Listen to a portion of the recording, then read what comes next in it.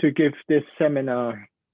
It's an annual event. We usually give this seminar for our lecture seminar series and for master program. But this year we have combined it with the school seminar series. So I was thinking this morning what to say about Andre. It's very difficult what not to say about Andre, and he's done everything. If you read his bio, is easy to say. While he's done psychology, biology, and computer science, mathematics, and cognitive psychology, and various very high-profile universities. So his publication is enviable. He's internationally renowned, and everywhere you go in conferences, when your Andre's around, you got lots of people around him all the time. He's a lovable chap, they call it in England. So the only thing I remember about him and comparing with myself, when I had a sabbatical, I visited 3 countries in 1 week. But he only had a sabbatical. He visited 14 countries in about a year. But he spent times in many countries. He spent the times a week in London with me. So, as a director, he's been a quite powerful force for us, and expanding the department in terms of the capacity of the students and the faculty. So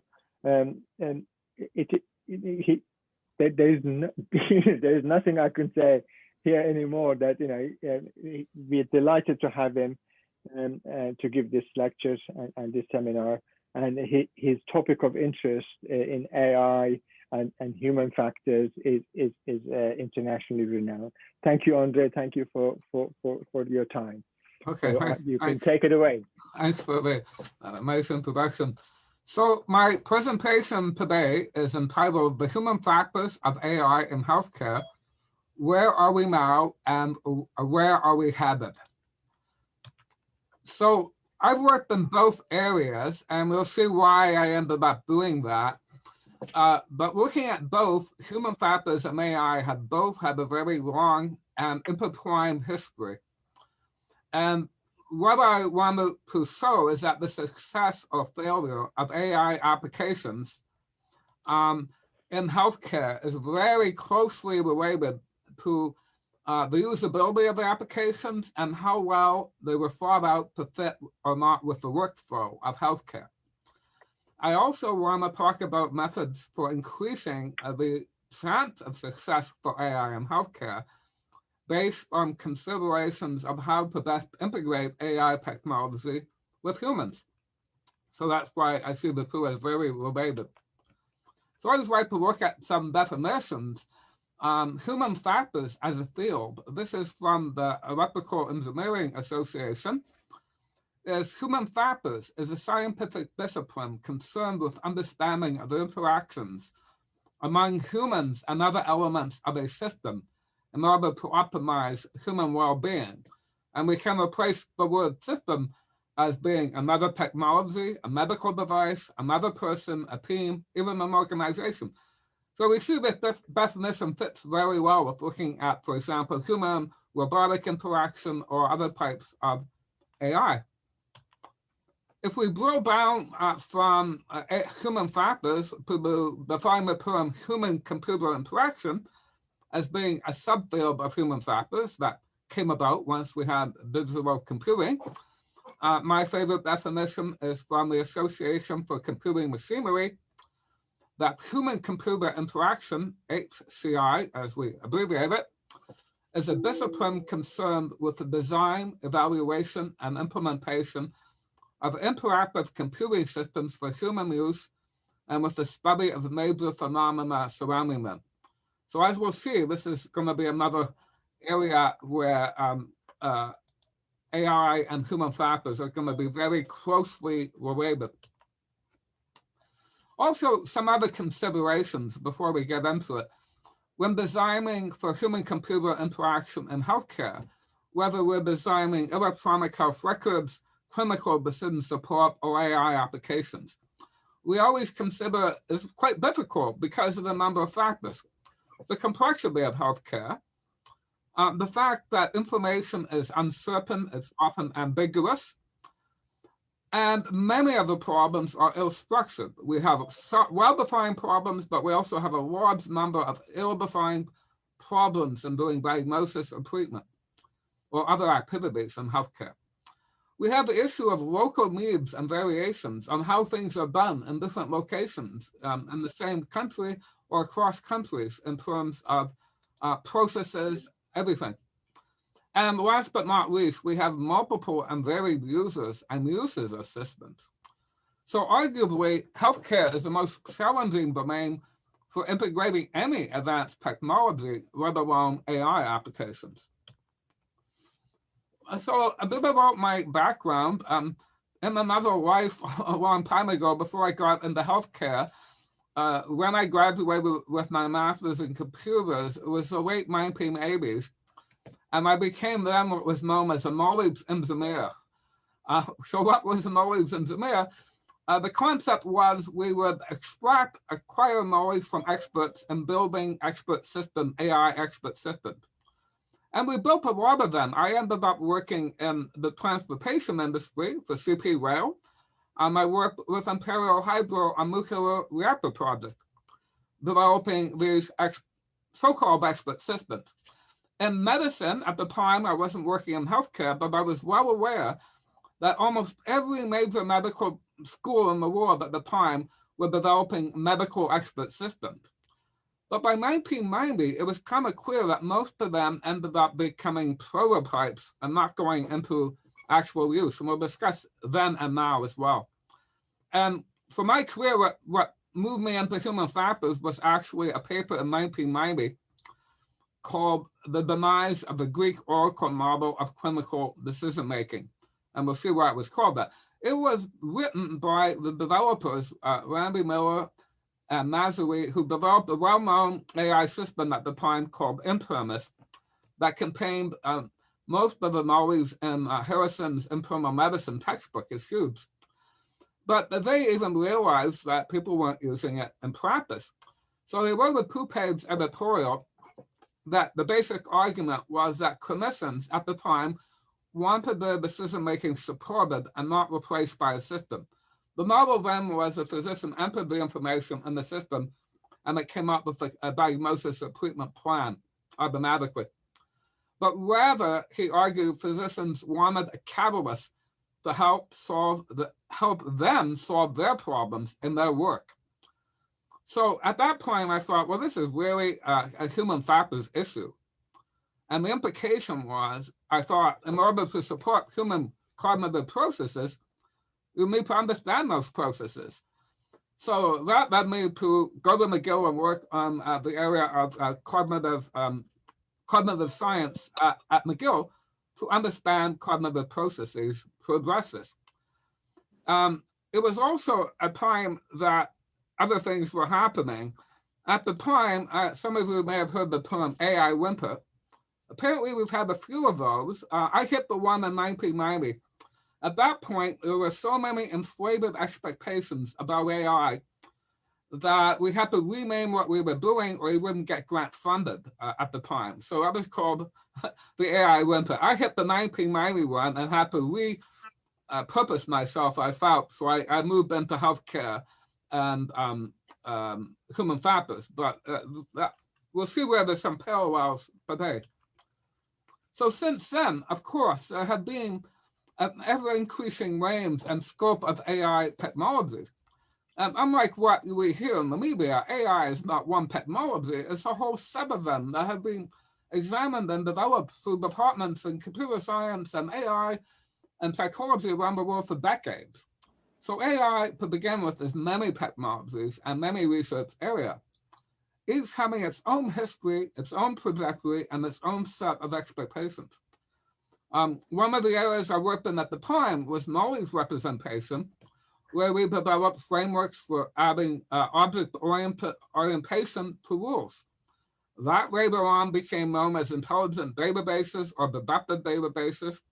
and to some extent went mainstream for complicated databases, like in areas like nuclear power, which is why I was working in that area. But the joke at the time was when something became mainstream, it was no longer called AI.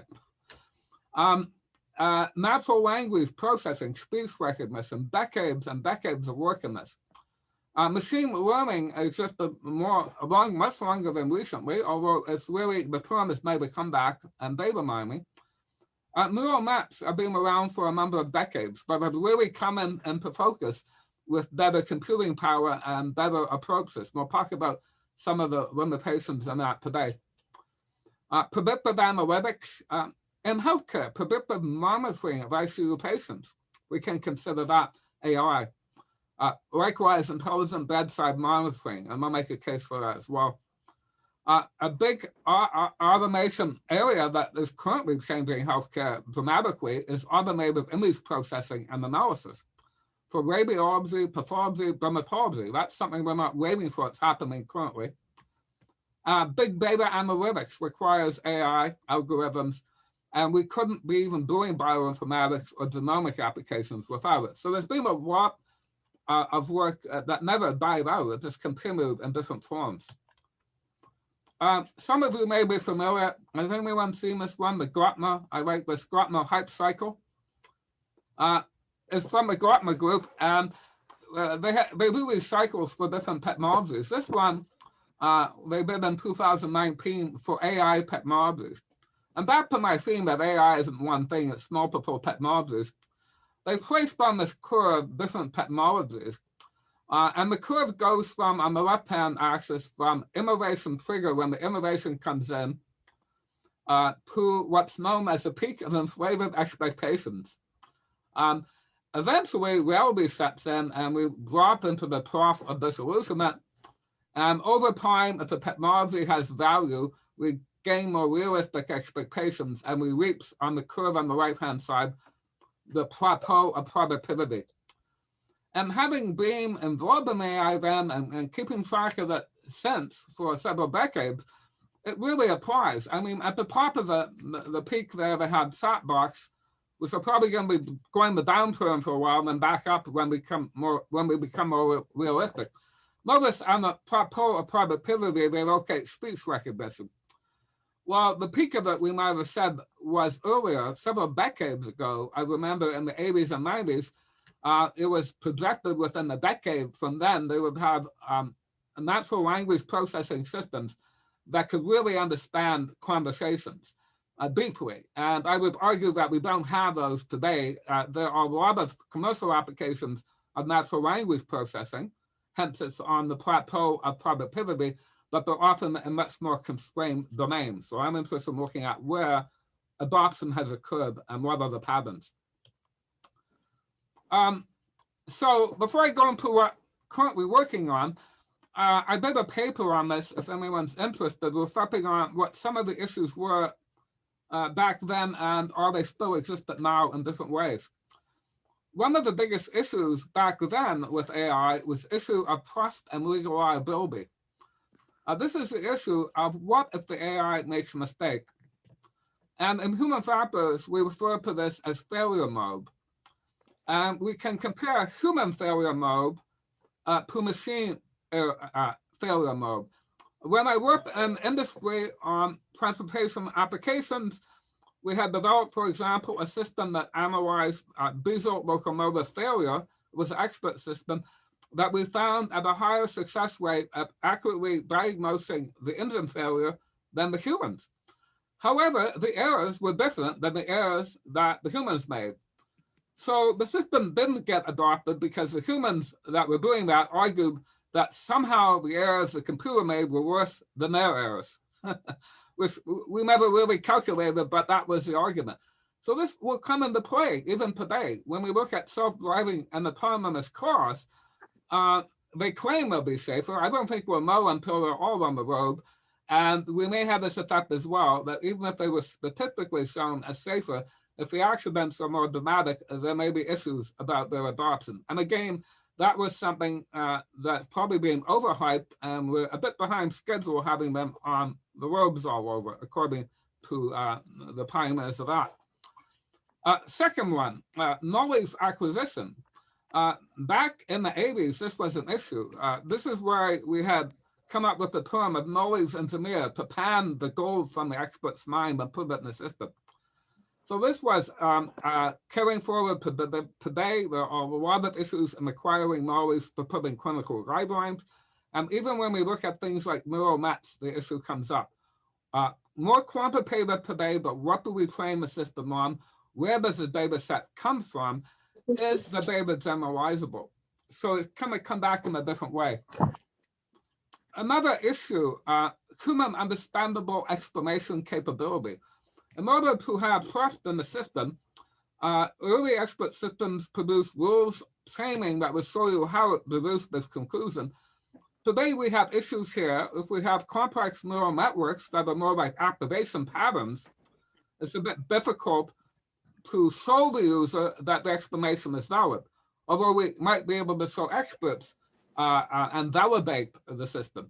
And this actually was the topic of an earlier seminar presentation just on this topic several weeks ago. My interest was on HCI interaction modes and models, looking at either how embedded or ubiquitous is the application, or how interactive is it, or does it have to be with human health professionals. This one came up again, I'll show you on my next slide, surprisingly. Back then was the issue of integrating AI with existing systems. So rather than having to re-enter into an AI system, that everything was integrated and work processes. So for example, AI systems should be integrated with electronic health records. And this is still a fumbling problem today. I've mentioned the issue of generalization, where AI systems were found, some of the classic ones, to work in a specific location, a specific country or specific type of clinic, and the same results were not obtained in terms of accuracy or efficiency when the same system was transplanted to another location. And this is another issue that I have found, again, I have a paper on this, in some of the current applications of AI, the issue of generalizability. And last but not least, the need for common sense reasoning and the application of world knowledge to support reasoning at a deeper level when it's required in the problem-solving process. So we need to know when you switch from a system to the human, or the human to the system, vice versa. Again, I view this as an issue of human-computer interaction. So one last background slide. Fast forward to 2020 with current issues. Some of you may be familiar with IBM Watson. It was well known because it beat the game Jeopardy a few years ago. And the idea was that it would contain a knowledge base that includes machine language, natural language processing, that could intake information and provide expert opinion. In the area of medicine, the one they developed that was most well known is called IBM Watson Oncology, that provides treatment options.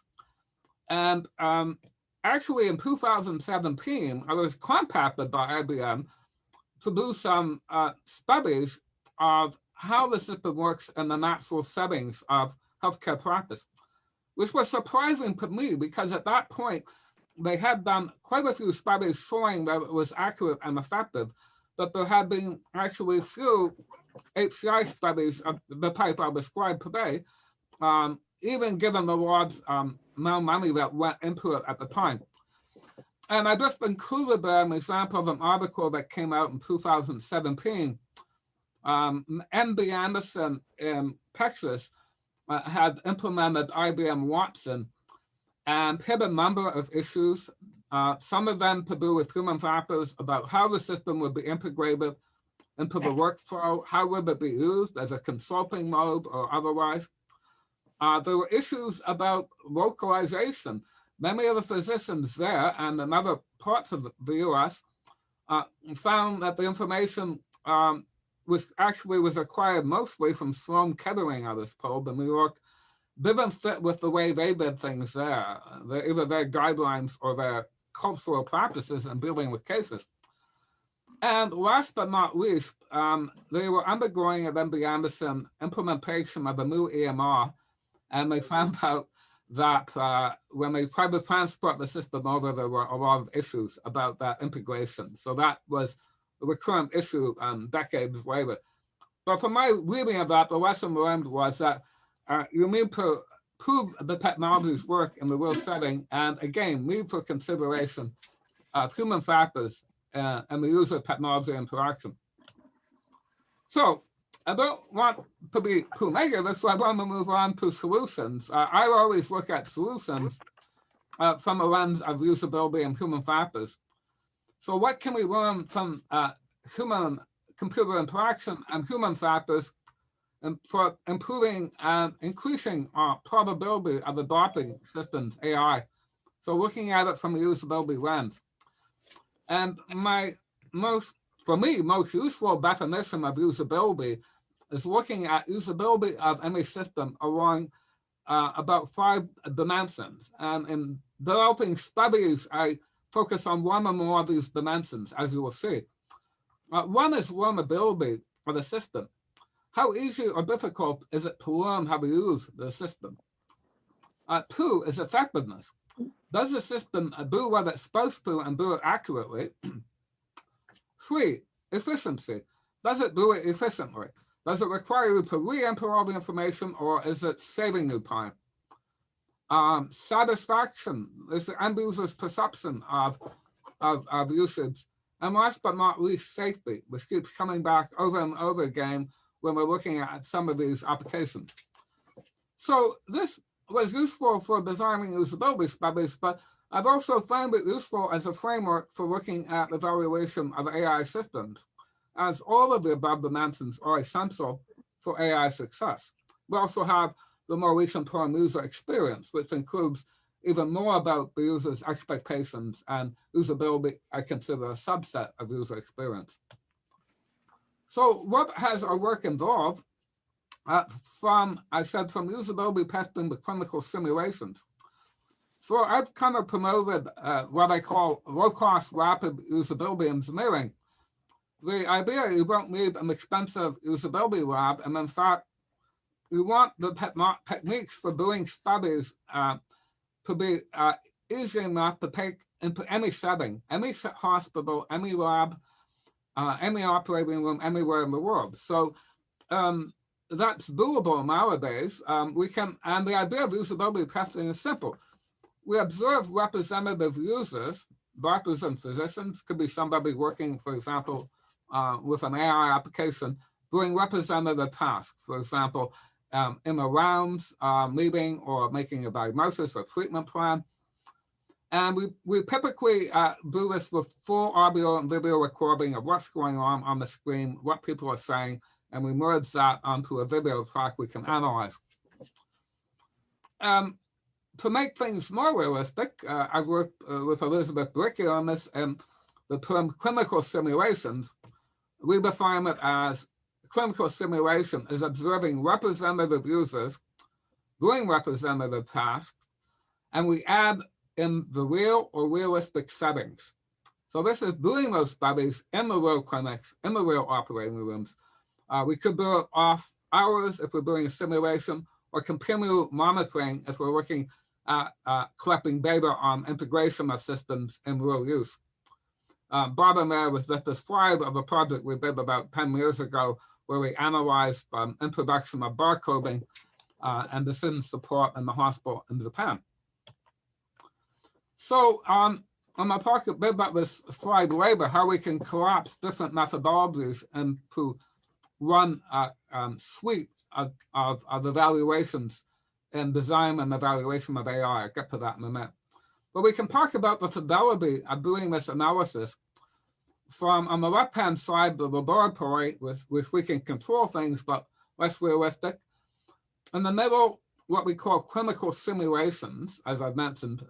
That's a slide there from a simulation lab in Denmark that was set up for testing health IP, information technology. And on the right-hand side, we can actually go in situ and record using different unobtrusive recording methods, use of technology, in real setting during early release. We particularly like to do that, but even after it's gone past that and for more widespread release. Another thing based on that, we developed a kind of a model I won't get into, but this has been very useful for doing consulting work, not just for AI, but for electronic health record systems, clinical decision support, is that if we're looking at the interaction, I always like to start with looking at it in 3 layers, starting at the bottom where it's less constrained, it becomes more open-ended as we go up. Looking at the user interacting with the system in isolation. As we'll see in my examples, this could be simply having a single user sit down with an application, an AI application, thinking aloud and using it to solve a problem, and then analyzing the impact of the system, where there may be suboptimal processes or where there may be different insertion points for the technology.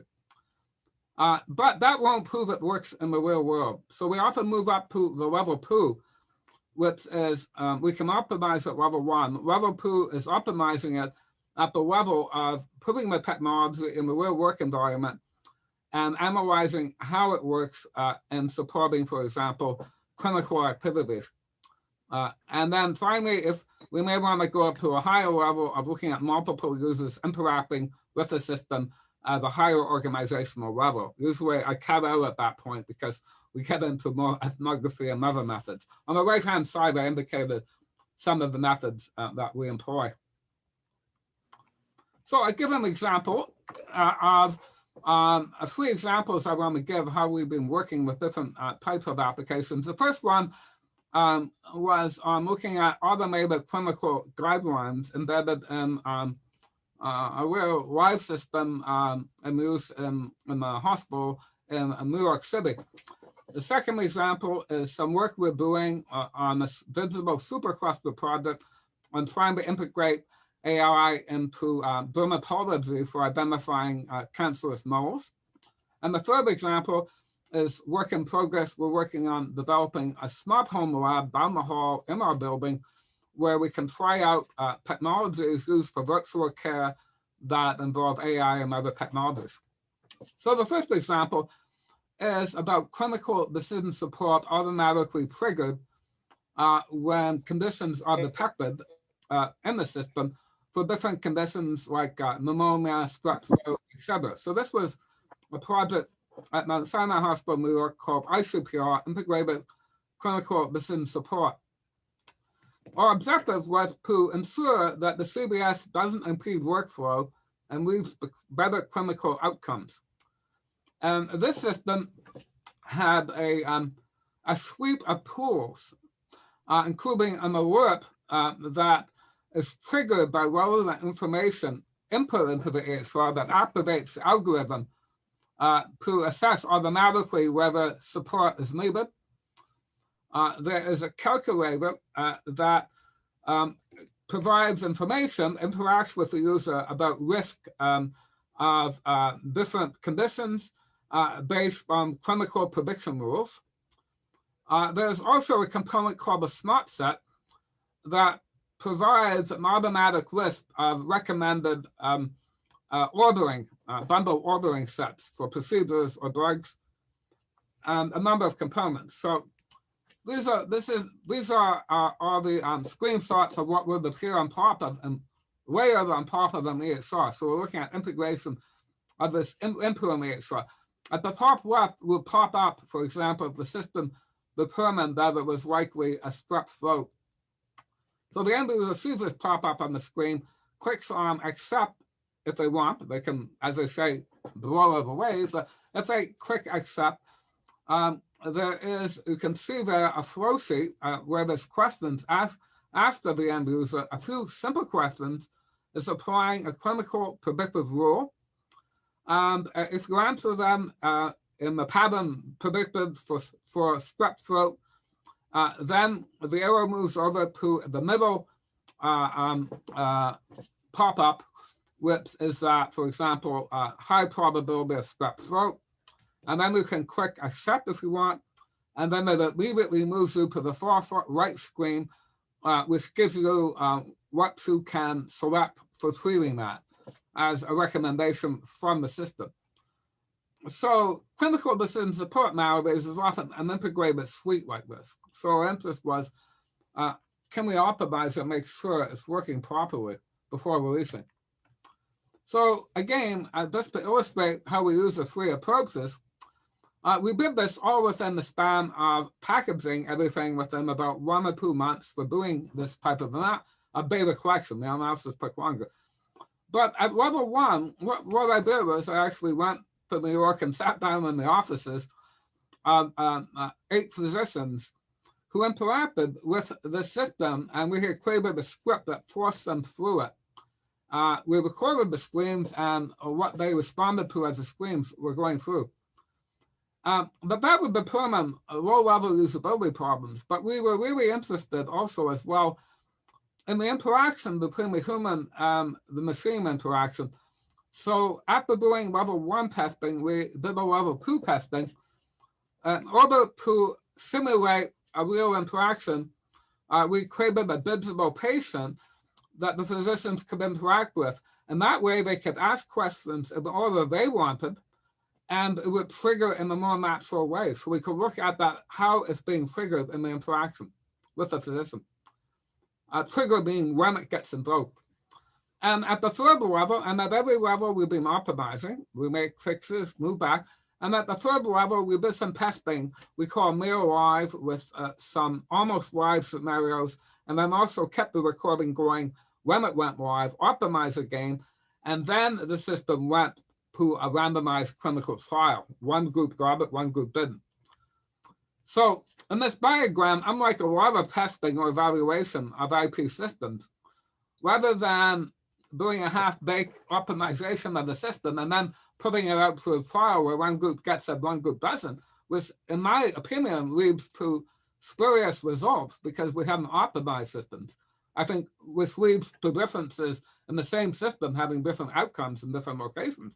The reports often don't say how well they optimize them before they let them loose. In this example, we started with the prototype implementation overlaid on the EHR, went to level 1 testing, which was the end user, single users, did redesign fixes, moved to level 2 of the clinical simulation, did the fixes, and then released it as a clinical trial to hundreds of users. And that was another story, another paper. But we found, lo and behold, high adoption rates because we actually gone through these processes before releasing the system.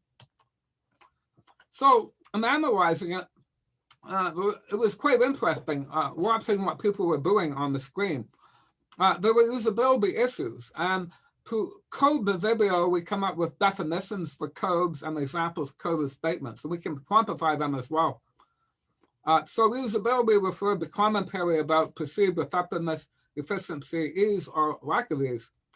So example, it's becoming a lot of clicking and reading. If you want to do things quickly and you're patient waiting, it can be a problem. Visibility was a very interesting one. One of the users from the very first study said that they didn't react to the pop-up alarm. And we asked them why, and they said, well, either they didn't see it at the top of the screen, or it popped up with BPA written on it. And at the time, this was new at that hospital, so people didn't know what BPA meant. It was culturally a term used in Wisconsin, best practice advisory. Now they do, because they argue when I go there that there's too many of these damn things popping up. But the user in this case said, I just see BPA here. Normally, I wouldn't see it. I don't usually look here. It should be more prominent when it popped up. So those are low-level issues. Any of them alone would have precluded use of the system. So we optimized those and then looked at workflow.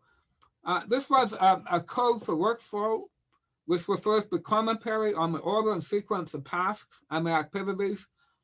And this user said, when we did the simulations of the interactions with patient, I think it depends on when we start using the tool, because if you use it right from the beginning, you get distracted and forget to go through other questions. I think these order sets should come in when we ask for them, not from the walk-in diagnosis. And when we whip out a simulation, we found we were doing it as it really would occur, that if something triggered in the system that might be pneumonia, for example, it would move into popping up the alert if the risk calculator indicated a high level of pneumonia, it could quickly move into recommending the medication set or the set. And in some cases, the physician said, it's moving me to that conclusion, but I haven't even seen an x-ray yet. So we have to look at the triggering of the alerts coming automatically, and we're very sensitive. And when we add more alerts, it becomes even more complex. So this is what we found. If we were going to increase adoption, this has to be examined. I won't get into this. I mentioned we optimize at every level, optimizing the triggering of it. Just point out the graph on the right. There's two graphs there with bars. On the right are the different clinical support components. The alert component is one bar, the calculator component, the smart set is another. And we just coded those for positive and negative statements. And we can see that there were a lot of black for the bar for the alert. People didn't like it popping up. And they now visiting that hospital 10 years later, these occur so frequently that it becomes what we call alert fatigue or cognitive overload we have to deal with. The calculator, though, is a smaller bar, but it's mostly white. People like interacting with the calculator and found it useful, in some cases, even going into the system only to access the calculator. And the smart sets had the variable reaction. A lot of them you could modify the recommendation, but felt that they came up too early or they were too obtrusive in their decision-making process, guiding them too early. Some people only wanted that to come up as a check on what they were doing. And this just shows we're able to analyze the different stages of people working through a case in terms of, are they in the progress mode? Are they looking at diagnosis or orbis? And looking at graphically determining different trigger points. So that was one example of using clinical decision support, which, as you know, is kind of grew out of rule-based AI. It kind of morphed into behind-the-scenes rules that run clinical decision support, best practice guidelines, and we got our feet wet with applications like this with that project, as I said, about 10 years ago. A current one with some similar issues come up is one I'm working on. Colleague Elizabeth Bricky and a whole group of companies in BC. It's called the Dermatology Point-of-Care Intelligent Network. The objective is earlier diagnosis of skin cancer using machine learning and AI. So what is our objective? And I emphasize the word effectively, to effectively integrate AI-based imaging system into a province-wide healthcare system. As I mentioned, this is part of something called Canada Digital Supercluster. And the technology is there. We're working with a company, and they've been referenced in the Lancet for the accuracy of having a high level of accuracy in scanning images and identifying potential melanomas. The nice part about this system is if you take a picture of the mole, the AI engine analyzes it, and then in the physician's office will bring up a risk along with images of similar moles that pulls out, kind of case-based reasoning that were diagnosed as melanoma, leaving it to, again, to the physician to decide what to do at that point. But as I said, and this is being implemented in some hospitals in California and Australia. We're slow at getting it implemented in Canada for a number of reasons I kind of get to, but highly accurate system. But the biggest problem is how can this be integrated into primary care physicians across the province? The technology is there. That's not the biggest issue. And why we want to do this is, as you know, in Canada, we have horribly long wait lists in many places, as I am very well aware of. Patients may wait months to see a specialist, a dermatologist. And if you have or have ever had cancer, every day waiting for something can lead to progression of that cancer. It can happen very quickly, as I'm well aware of. And so it doesn't hit you until you think about that, the problem about wait time. So we looked at this as a potential solution. Can upload photos from a smartphone, take them in the primary care office or the patient themselves, help with near immediate analysis by this AI imaging software, working with a PowerCon. Initially, we were going to work with PowerCon to create, it was going to create a memories bank. So again, with this theme of workflow, we looked at the current workflow. The primary care exam, you go to your doctor, GP, that might wait a long time to get there. In fact, some people don't even have GPs. Wait to get referred to a specialist, a dermatologist. When we did the proposal for this, we found that in the interior, there was like one dermatologist could wait months to get there. Then we might get a biopsy, wait for the results, etc. So we can see this could be rather lengthy period in the worst case. So the AI engine is inserted. The initial model was not that the patient would do it by themselves, but in the doctor's office, the primary care and the patient would use the tool, take the picture, the AI engine would do an assessment, and if it was high risk, then the GP could order the biopsy or send to the dermatologist. But this could really cut things down. So this is the insertion points we're looking at.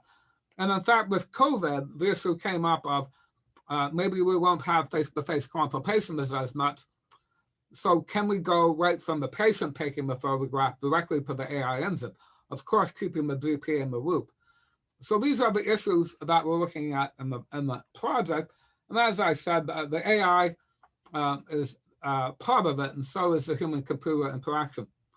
And some other examples is looking at systems like this that could flag potential melanoma and indicate it as a potential melanoma in a problem list. So I'll just skip through that. Have a next slide. The suspected cancer automatically alerting it and putting it in the problem list in the EMR. Again, we have to look at how this will work from a human factors point of view. And finally, working on developing a more complete pathway from identification, flagging to full patient follow-through. So the project also involves the company providing information to the patient about what's going on with the case at the same time. Okay. Oh, my slide didn't move.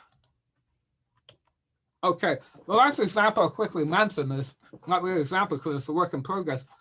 As I mentioned, we're developing a virtual smart home down the hall. What is a smart home? Here's a floor plan.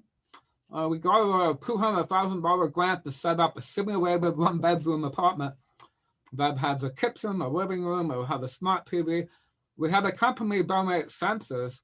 Sensor technology now is actually quite cheap, and we can get it at places like Best Buy. Sensors that you can put on the fridge, that when contact is broken, indicate the fridge is being opened. You can correct data. If a senior is gone home, living alone, it can correct data on how often they eat, how often they're sleeping, how they're sleeping, etc.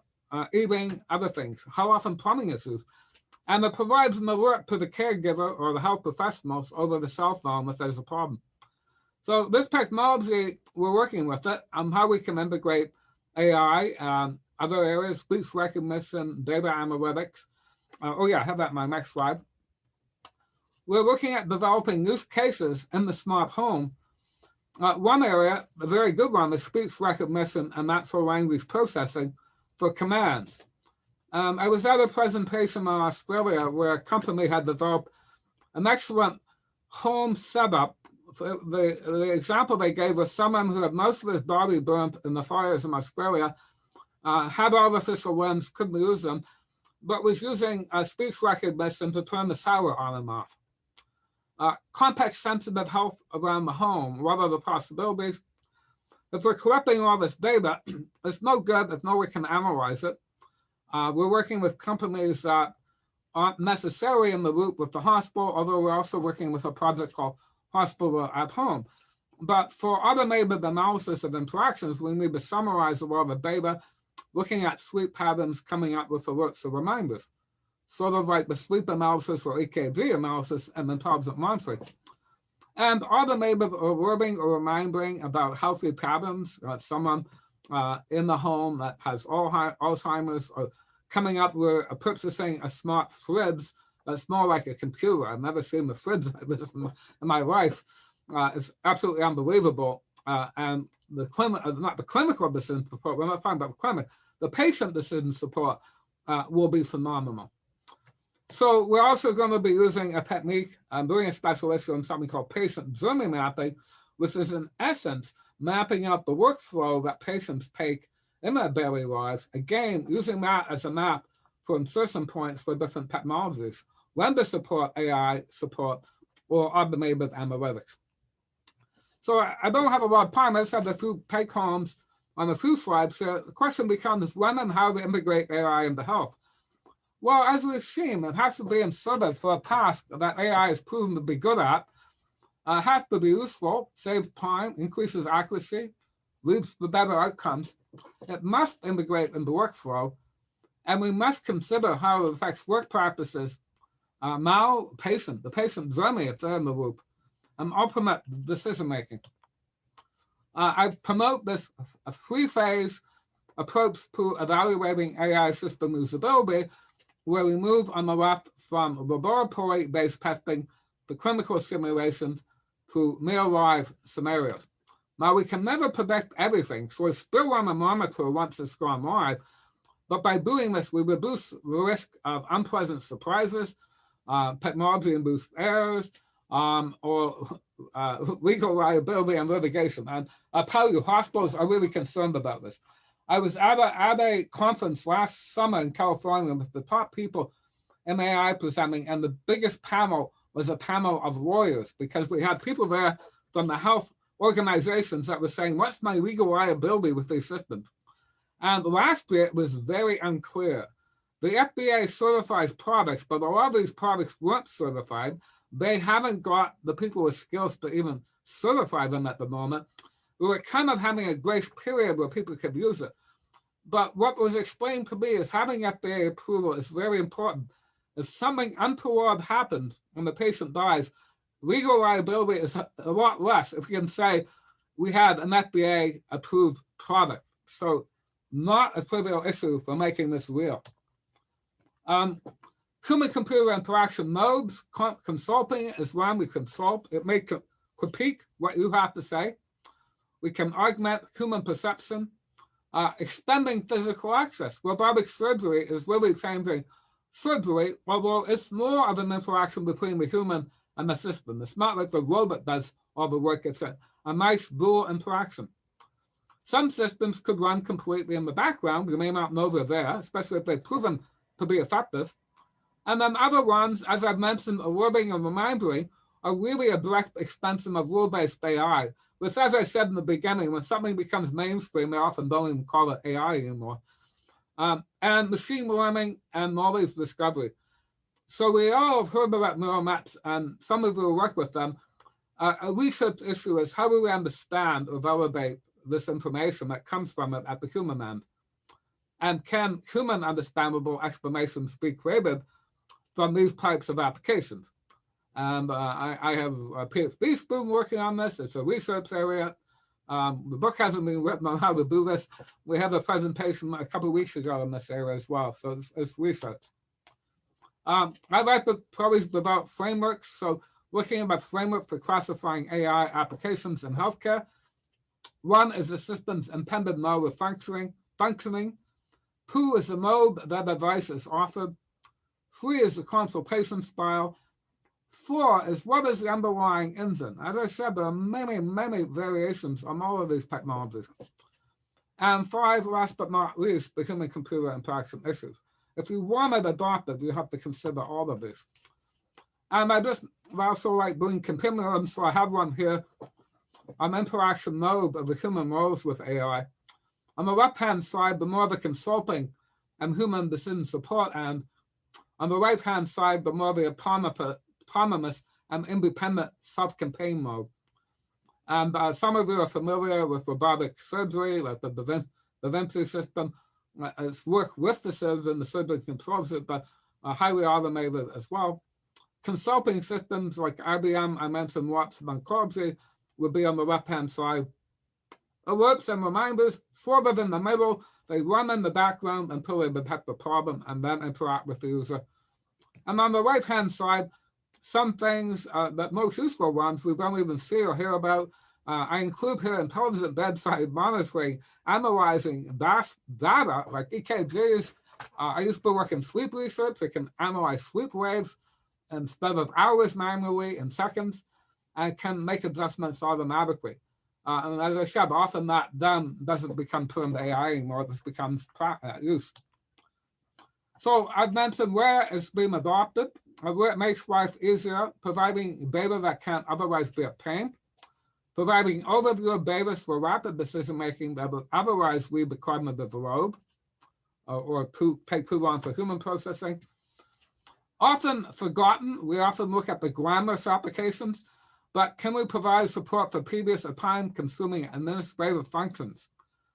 Documentation burden is a big issue right now. Can we focus on that, not just on more glamorous diagnosis and treatment? Processing for support of large data streams, data analytics, mentioned before, alerts and reminders. And an interesting case study on its own is the use of AI in pathology, radiology, and dermatology, with radiology being transformed with pre-processing of images that can show the radiologist where to look and identify areas on the scan. So it doesn't necessarily be a complete diagnosis by the system, but that interaction, again, because a human-computer interaction has been more carefully designed, has more uptake. I've already mentioned having FDA approval might be good, but that won't be enough to sort of box them either. As I said, I mentioned these, what the attributes are being adopted. Last but not least, being usable. Other human-computer interaction issues, the human-machine partnership issue, as I've shown the continuum, from more computer-aided work to autonomous agents. And we have a lot of parallels here to automation and control issues in aviation. If you follow the Boeing MAX 737 about automated control, there was a bug in it, but it took control over the human. Etc. And Airbus always had these issues of over-automating and what to do about it, what's the right balance. And by proper people working in robotic surgery, I saw a presentation by a pioneer in this in California last summer about the Fong, and he was talking about working with the companies on that, developing a balance. These are million-line programmed code to develop these systems. And we want to understand what about the system that changes, what about the human, or what we want to change about both. Again, we should take a more scientific approach. And I'll just end with HCI and mainstream adoption. Bringing AI into mainstream healthcare will require a more practical and rigorous approaches to applying HCI in designing and implementing. And also a better understanding of the needs of different types of users, especially as patients and consumers begin to use AI applications. Although it's rather weak AI, some of you may have heard of Babylon, and there's AI chatbots out there now, symptom checkers for use by patients. So it's moving away from just looking at clinical. More of my studies now are beginning to look at patients interacting with devices.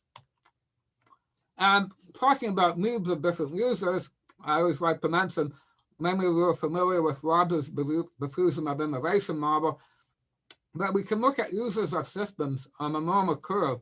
Some small percent of users are the innovators or adopters. These are often the computer enthusiasts.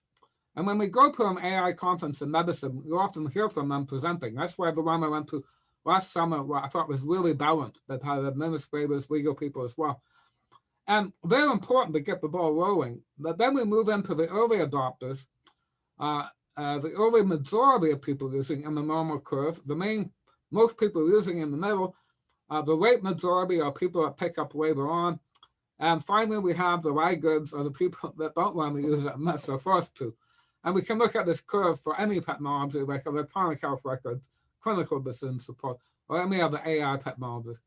And the sigmoid shape S-curve is the curve of the actual number of users. And over with technologies, we find that's the orange curve, find the yellow, a shaped curve like that. And I'll just end with, we can look at those curves for adoptions for any number of technologies. And we see over time, this went from everything from power steering to the microwave to the internet, the tablet, and the cell phone, social media, that the curves for these are spanning shorter and shorter periods. There's faster uptake to achieve that S-curve. But what we hope we can do is speed up adoption curves for AI technologies. But my argument has been this will require a much greater emphasis and consideration of human factors to do it. So we can, instead of taking decades, we can do things a little bit more timely. So my conclusion is increased consideration of human factors is essential, and the success of AI will depend on the extent to which the technologies designed are both useful and usable and fit with human work activities. And that's my end of it. Okay, thanks. Open for any questions if we have time. Or if we have time to stay around, I do. If not. We have time, and if you want to put any questions either on chat or put your hands up and then speak. Any taker? There's a question in the chat, Abdul. Okay, question in the chat. Jeremy Wyatt. Jeremy, are you around to ask the questions or shall I? Hi, Jeremy. Hi, Andre. Thanks very much indeed for an excellent talk. Really interesting and very useful update on current thinking in HCI. So my question is about that traditionally, and obviously I'm not an HCI person, but my understanding is that traditionally HCI focused on psychology of individual users. Yeah. And I'm thinking of people like Donald Norman, for example, with his design of everyday things. It's all about individual psychology. But increasingly, I've seen, certainly on this side of the Atlantic, people like Carl May with his normalization process theory, Trish Greenhalgh, who first trained as a sociologist before becoming a GP, coming up with another theory, her non-adoption, abandonment, etc., the NAS framework. And they're looking as sociologists at teams of people and even organizations and organizational culture. So, for example, normalization, I think, is something about groups, peer groups, and communities of practice. So that's not taking a psychological perspective, that's taking a sociological perspective and coming up with some useful in how digital health and e-health are adopted or not. And I just wonder whether you could comment on the links between your approach coming from HCI and that more sociological approach, and potentially is there a gap, is there something in the middle that's missing to try and connect these two approaches? Thanks. Yeah. My comment is that very interesting you mentioned about perspectives from psychology. I remember when I was doing my doctorate in psychology, it was a big thing and moving from individual cognition, and as you know, the term distributed cognition came up. Hudson's work on distributed cognition, and I know May Trenner's there. She was at McGill when we were studying it together, and it was like, oh, this is a big breakthrough. What's done for decision making isn't the individual; it's a group, and that was for me, really important. And I look at HCI very broadly. I'm looking at it. I have the 3-layer model here, maybe not the top level. The level 3 I kind of see as Carl May's area of the sociological perspective. But often I don't go that far up the ladder. But I definitely, from what I've been saying, you see, I've been talking about workflow, for example, as part of usability. And I know a lot of the sort of old school HCI people kind of look at more of the ergonomic, how do I lay out the screen? I'm kind of going more workflow as part of usability. And that's kind of, as you said, I think in the middle, moving up from the individual to the middle, and then moving up to the sociological level. And I found this very useful framework, and it wasn't even theoretically derived. I would often call them to do consulting when EHR systems didn't work. And I remember one in New York, nobody could use it. Couldn't tell you why. So we recorded them using it, one by one, single users. We found half the time the cursor blinked, we could enter, half the time we couldn't. So we had hundreds of what I coded consistency error. We fixed that. It flew, it went right up to level 2. We packed it with the patients in the room to carry out the task. It worked fine, and that was it. Our work was over. But on many projects, we can optimize it to level 1. That's why I want to wrap all 3 evaluations into one set. then go to level 2, because level 1 doesn't mean level 2 is going to work when we have more than one person. Then we go to optimizing the small group of the doctor with the patient and the computer. And I got into work on doctor-patient computer interaction, videotaping that through that. But then you can still have it that someone doesn't want to use the system or the group. And then we get into, I kind of move off at that point and send them elsewhere, that maybe the system has modified the power balance in the clinic, the gatekeepers say, and then we're up to level 3. So I've been trying to think of how we can reduce those gaps so that somebody doesn't say, well, I tested it and worked fine, and then no one wants to use it. Particularly with the ones that I just tested, as I said, IBM had done work on more like trials of efficiency, accuracy of IBM Watson, but I was kind of surprised that there was a gap in the level 2. They hadn't done that when they called me in 2017. So it was like, wow, they spent hundreds, it was millions of dollars on that project. And then they hit the same old kind of roadblocks I saw when I did the old expert systems in the 80s. Can we not learn? Thank you, Great, Jeremy, thanks. for your question, and thank you. Oh, and Jeremy, I really like your presentation. We have to talk because I think we're kind of heading in the same direction on the evaluation side. Great, thanks.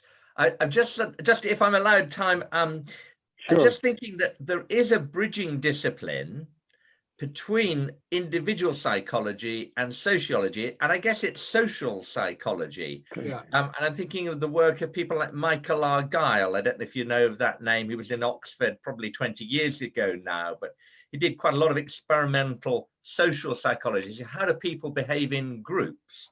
But he was looking at it from the psychological perspective as opposed to the sociological perspective. So he was interested in attitudes and the kind of constructs that psychologists talk about rather than, for example, power and communication and so on, as sociologists do. And it's just a thought. I'll stop there. And in fact, I need to go and get my supper. It's 7 o'clock. It's great. Yeah. Thanks. It's been a really great Thanks for coming. evening. Thanks very much indeed. Yeah. Take care, all of you. Thank you, Jeremy. Thank you. Let's talk to you soon. Any other questions, folks? Sure, I have a question, if that's okay. Who are you? Ami Rav Devi. Okay.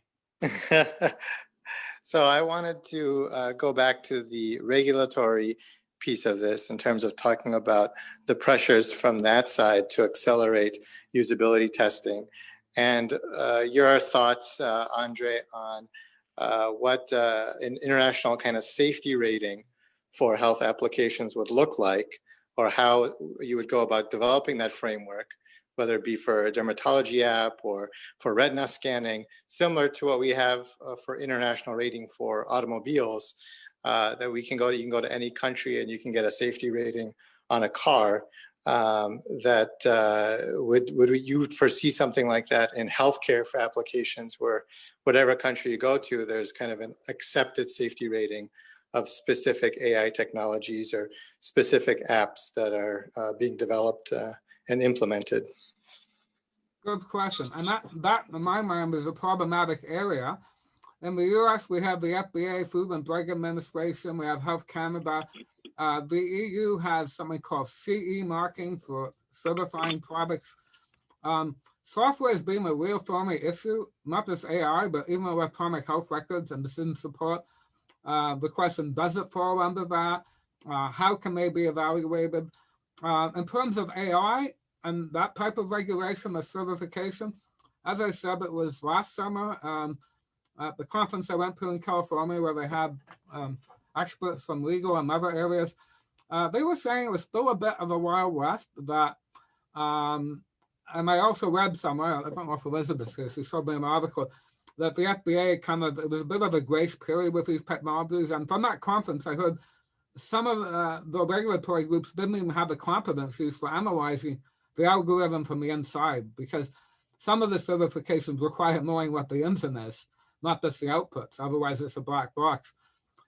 So there was kind of like, you could go and do this, but then the lawyers were saying, well, without proper certification, then there's liability if something goes wrong. So it's a bit, my take of it, if anyone knows otherwise, I've read the part of them, it's a bit up in the air. We do have to have better levels of testing and certification. Some of the newer technologies are problematic. So if we were doing something like neural nets for imaging, for radiology, then the model that's been more useful is the model of, for example, highlighting different sections on the scan that might you might want to look at. That's a more acceptable model because it's a decision aid as opposed to a replacement. And we have to work on that continuum of what was the objective as aid or replacement. There's no onus if it's a replacement. And my read on it, unless there's been a lot of changes in the last year, a lot of that certification stuff is up in the air. And I just do a parallel to usability certification. Usability certification is very weak for EHRs and that. In fact, I wish they almost didn't have it. In the US, they certify products for usability, which basically means, like Sherman and Epic, that they went through the steps of doing some usability testing. All they have to do is show documentation. They don't have benchmarks. And in many cases, they don't even test with clinical users all the time. So, and the EU, I was told, have better certification of health IP products than that. And then I found out that the CE marking was very similar, that to get certified, we have to show you did some due diligence, fix some bugs that you found, know a benchmark, and still full of holes. But then companies can say, well, we're certified, but we're a good product. And that's also been a holdup because then, and some projects I wanted to work on, health authorities wanted me to work on them, but the companies involved said, no, we don't need the health, we're certified. I don't think they wanted us to really look at it too carefully. Okay, Andre, we got a few more questions. If you're willing to stay and carry on. Kelly is next, and then Lon after Kelly, and then we have Dylan statements. Here we go. Hi, take away, thank Kelly. you very much. Yeah, this is Kelly. I have so many questions, but I'll just limit myself just to stick to one, and Andre, response short as well, so that we get everyone in, if it's okay. Because I'm recording this also, I don't want the size of the recording to be huge. Okay. Okay. So I'll do my best to make this short. So I think this builds on the last question as well. So when it comes to regulating AIs and just digital interventions in Canada broadly, what are your thoughts on how it may or may not fragment practice, and with that practice, access to healthcare? Because I see what I sort of see happening right now, and I may be wrong, is that technical innovation is being used in Canadian healthcare as a competitive advantage, meaning that some people may receive better care than others, and the users of those systems may be able to, to provide better care or not, depending on their level of digital literacy. I'll stop there. What do you think, Andre? Well, there's a lot of potential. I mean, we could look at IP being double-edged sword, potential for democratization of healthcare. Tonight, I'm going to a lecture in Billings class by a company called Babylon. I haven't seen the product yet. Some of you may have tried it, that allows for symptom checking, I believe. I'll find out, but over the cell phone. And I haven't looked at that product, but right now in BC, I think there's something like 700,000 people that don't even have a GP. So if you don't have a GP, and my workflow for skin cancer, you can't even get people that you might wait before you even get to someone that might refer you to someone. So that tool apparently allows for a consultation. I heard within a day. I'll find out if you do this online by going directly to Babylon, or Publish runs it. Even if that system isn't perfect, that could fill a whole gap and make more accessibility for everyone than people that may have more money or whatever to get GPs. I mean, BC, it's so bad sometimes that even having a lot of money, I know people with lots of money who can't find the GP in Victoria.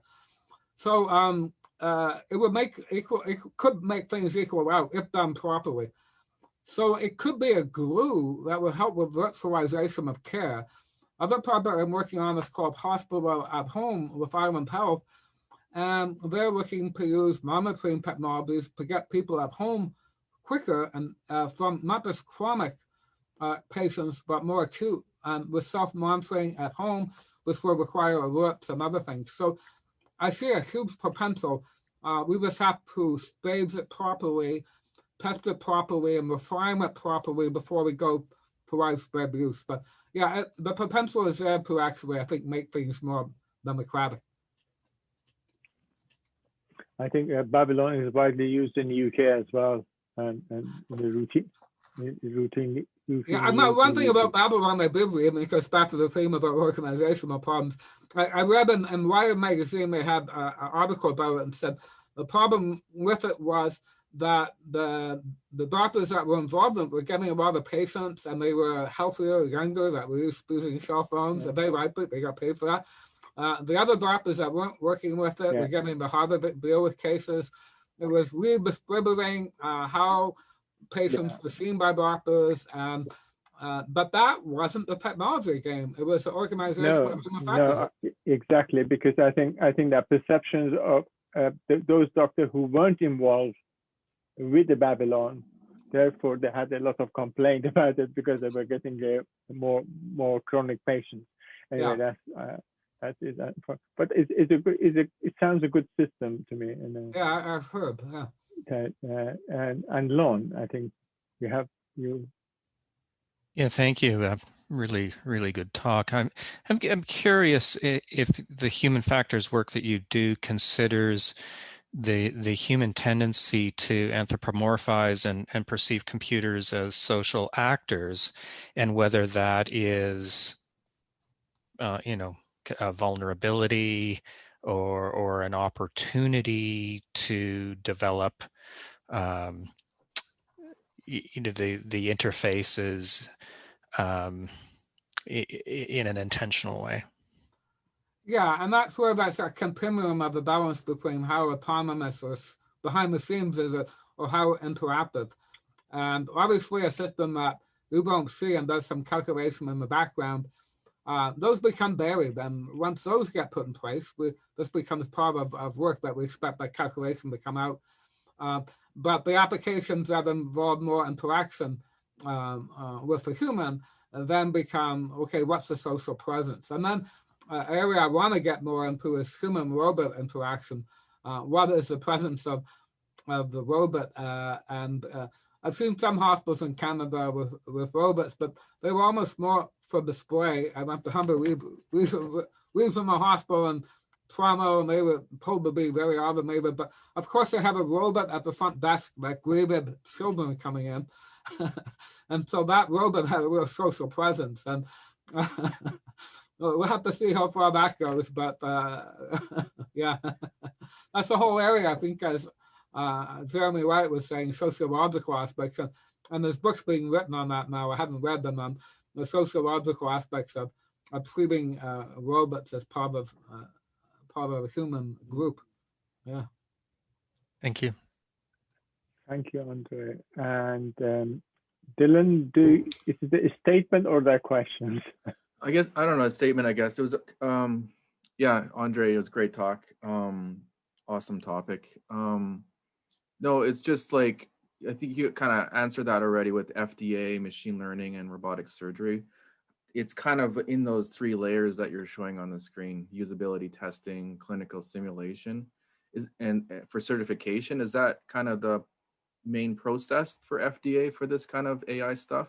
I wouldn't say this process. I think you should do this process. I mean, my other argument is, even if you're FDA approved, I propose that this process be done at local hospitals, because approving something somewhere else with health IP doesn't mean it works in their hospital.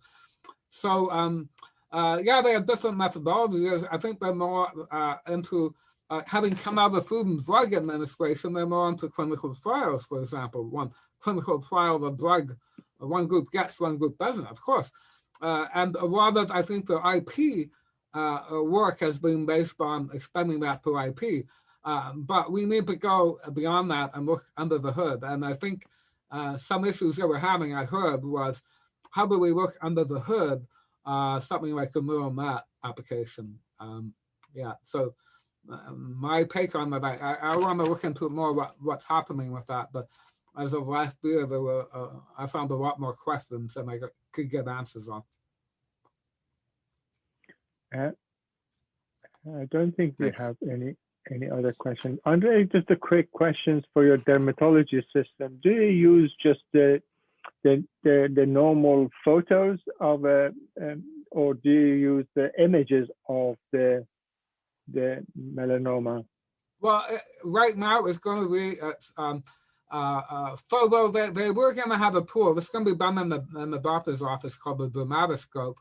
So it's a better quality image, but it's essentially my understanding a photograph that would go up, for example, in the cloud, be analyzed. But there was talk about, okay, maybe having that done directly from the patient. But I think one of the reasons, again, for acceptability, the initial model to be practical is don't throw the GP out of the loop, have it in the GP office, they're together, and then we can solve that. Because image quality and that, again, comes up as an issue. So on that note, I want to thank Andre for an excellent talk, bringing us a last 30 years in about 2 hours or an hour, and giving us his views of HCI related to AI and all the cognitive side of it. So Andre, thank you very much. A lot of people enjoyed it. Everyone enjoyed it, I think. And we had a big group as well in the audience from outside, from Europe, from Australia. They could probably sleep, but anyway, thank you so much. And so with a clap for Andre, and a digital clap, physical clap, and all welcome. Thank you, Andre. I'm if you're interested, then others want me know. Okay, thanks. More question, you can send it back to Andre. So my students stay, the rest I can go, and then I stop the